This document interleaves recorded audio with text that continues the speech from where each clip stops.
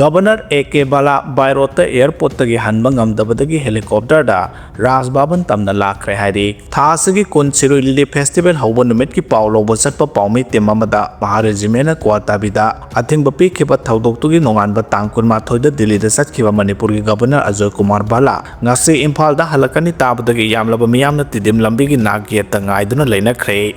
मियामगी इहौ अदु लाक्सिनबा स्टेट पुलिस RAF अमसुंग सर्टन फोर्स सिंगना फनकन होनरबसु इहवदुना मरम ओइरगा गवर्नर अजय कुमार बाला इम्फाल एयरपोर्ट की राजबाबन तमना हनबा ngamdabadagi आर्मी की हेलीकॉप्टर कंगला तमना पायरकलगा मफमदुदगी बायरोता राजबाबन तमना चटखरे हाइरे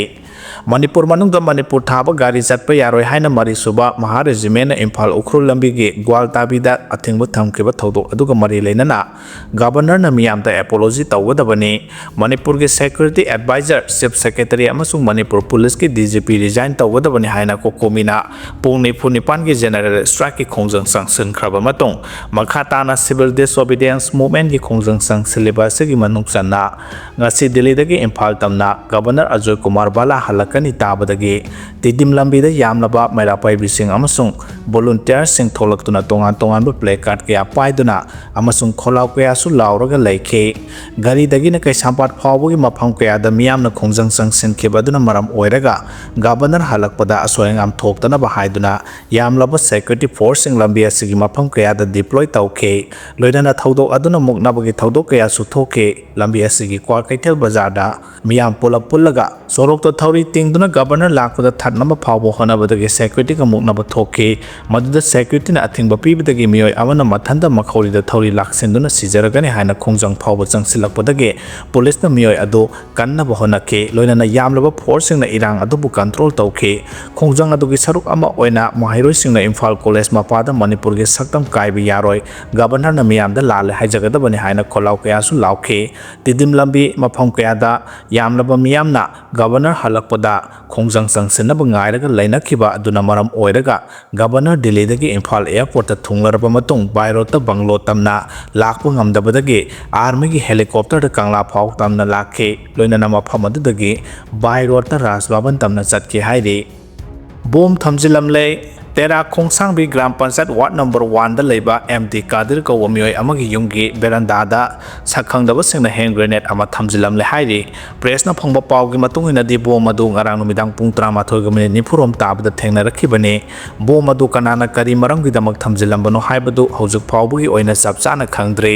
अमरोमदा बोम थमजिलमबगी थौदोक अदु all Kwakta youth volunteer organisation all Kwakta coordinating committee अमसुंग अंजुमान इस्लाही मुस्रा क्वाक्ताना कंडेम तौरकले जेनिम्स की रेसिडेंशियल डॉक्टर सिंगना कैजुअलिटी अमसुंग इमरजेंसी सर्विस लेपगी खोंजंग हौख्रे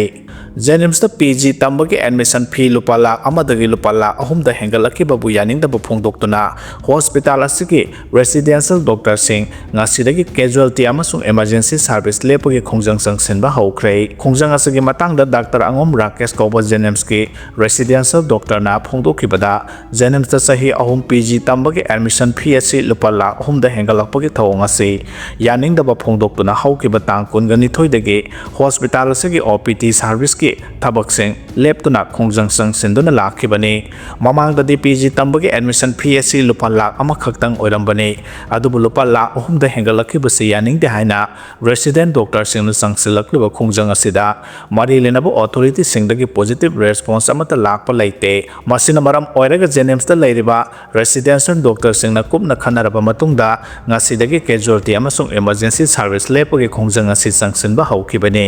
अदुबु ngasi लौरिबा फिरेब असी PG महिरोय खक्तगिने हॉस्पिटल की मथौ ताबा सर्विस खुदिमक हॉस्पिटल असगी कंसल्टेंट अमसुंग HR सिंगना पांगथोकने अदुबु हौजिक ओइरिबा मणिपुर के फिबा मसिदा मियाम का हेना असो अपन यावरबदि रेसिडेंट डॉक्टर सिंगना तालिबा डिमांड असि मतम खरगी ओइना तुंगोइनरगा मियाम किदमा अंगम मतेंग पांगने रेसिडेंट डॉक्टर सिंगना तालिबा डिमांड असि सही अनि फरकलबने अदुबु जेनिम्स के ऑथोरिटी के माइकैदगी स्ट्राइकना सिंगबा तौदनबा हाइरकपदगी सांगलबा सही अनि असि खांगलगा लाकपने हौजिकति PG की 3rd year exam सुपांगथोकदबा था अनिरोम तंगाइरकले मसिगी ममांगदा फी थिदोकनबा हाइरकलगनी असिगुम फिबा ममन लांगत्रिंगे असिदा अखोगी डिमांड असे मरी लेनबो ऑथोरिटी सिंगना पीनबो होनगदबने हाइना रेसिडेंट डॉक्टर सिंगना खोंजंग असि संगसिलखिबने हाइखे MHA के ऑफिसर संग वारी सानरुनबा कोकोमी की कन्वेनर न लुसिंगबा टीम इम्फाल थादोख्रे गवर्नर न मिसेल अमा ओइरकनी हाबिसि थाजरुदे हाइना कोकोमी न फोंदोरख्रे हौकिबा सही 2023 के मे 3 दगी स्टेट असिदा हौजिक ओइरकलिबा ने तादबा फिबम असिगी वारोसिन अमा पोरकनबा भारत सरकार की मिनिस्ट्री ऑफ होम अफेयर्स न वारी साननबा इनवाइट तौरकपदगी ngasi कोकोमी की कन्वेनर के एस अथौबना लुसिंगबा लुप असिगी मियोय तरेना साबा टीम अमा इम्फाल थादोख्रे खुराइजम अथौबना लुसिंगलगा चतखिबा कोकोमी की डेलीगेशन अदुदा वाइट Dhiren consultative member L Jadumani अमसुंग थियाम बोरोट लाइखुरम जयंता सीसी मेंबर फैजाम श्यामचान अमसुंग युमखाइबम सुरजित कुमार सु याउरी अमरोम दंगसी मियाम नतिदिम लंबिदे गवर्नर हलकपा ngaiduna leiringaida governor na airport tagi helicopter tongduna chenkhiba si manipur miyam gi achawa mai pakpani haina kokomi gi convener in charge w second na phongdokre mahana makhata na haikibada governor na mission ama oina praja sing na phawriba sentiment asi karimata khangjinadana amadi tauge haiba matagum airport tagi asumna chenkigani haiba thajarude adubu governor na miyam unaba kibadagi helicopter tongduna chenkhiba haiba simadi manipur miyam gi achawa mai pakpa amani gwal tabida thokiba thodok aduga mari leinana kokomi amasung miyam na sangsileba khongjang gi manung channa ngasi asi manipur gi governor aju kumar bala delhi dagi halakani haiba tabadagi yamlaba miyamna airport lambida democratic oiba mongda mahakpu ngairaga lekhibane adubu governor na miyam gi sentiment karimata khangdana sathakhiba thawong asidi kokomi na akana mongda condemn tawi governor gi thawong asi khwaidagi hena pangdaba amani daita masa khangdaba manipur gi governor athubada pham thadokadabane madu natrabadi miyamna hawrakpa khongjang singi afafatagi daita mahana pugadabane kokomi na sangsilba khongjang asi ngasina roiba nate manipur gi governor na gwal tabi thawdoki matang apology tawdri phawba amasung thawdok aduga mari leinana chief secretary manipur police ki dgp amasung security advisor resign tawdri phawba khongjang makha tana sangsin khigane state asida leiriba central institute singsu thingjinba gi khongjang su sangsilagani adumapu health education amasung essential service ka mari leinaba singdi athingba sida yauroi haiki BJP के MLA सिंगना लेबाक की याइफनब तौरप थबक सिंगदा कांग्रेस के MLA मंगाना मतें पांगनब same सादुना लई हाइना location फोंदोख्रे Manipur की हौजिक ओइरकलिबा फिबम असिगी येंगलगा मणिपुर कन्नबगी दमक ruling की MLA सिंग अमता ओइना थोकपिरकलो BJP की MLA सिंगना लेबाक की याइफनब तौरप थबक सिंग मतें पांगनबा कांग्रेस की MLA मंगाना मतम पुंबदा सेम सारगा लई हाइना खुंद्राकपोंग केंद्र के MLA TS लोकेशन फोंदोख्रे खुंद्राकपो मया लेकाइदा लेबा याइफलमजिंग lobe नसिलगा ngarang pangthokpa ahum suba YLL Trophy 2025 की 5 men swat football tournament loisinbagi thoramda MLA location ship case ki warol piraduna makhata na haikibada manipur manungda kari marangi manipur haiba wahi asi muthatpa pamlibano haibasi thidokpa tangai phade amaromda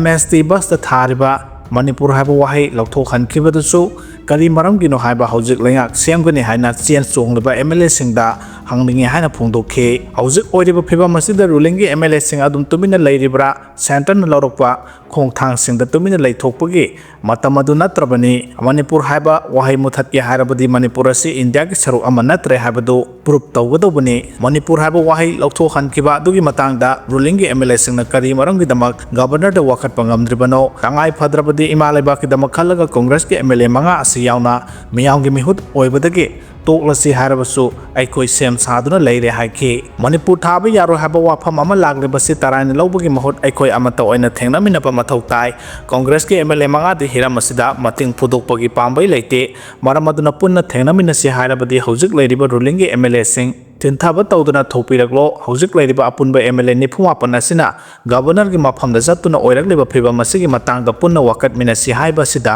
yaningdriba si kari maram leibage tungda kari oirakani khangdaba phiba mama oirak yauraklaba tanja asida de ruling gi MLA sing amata oina punsinbiu imaleba na mang tharaga lanagi wafamna tungda thamlaga thabak tawbiu congress ki MLA manga di khangbana tana tai lambi leite numit ama hekta da ruling gi MLA sing na manipur gi damak tawsi haba thabak sing punna paikhan minase ai khoiling jelmana na leminaraba matamda da kanana su laksaba ngamloi haiki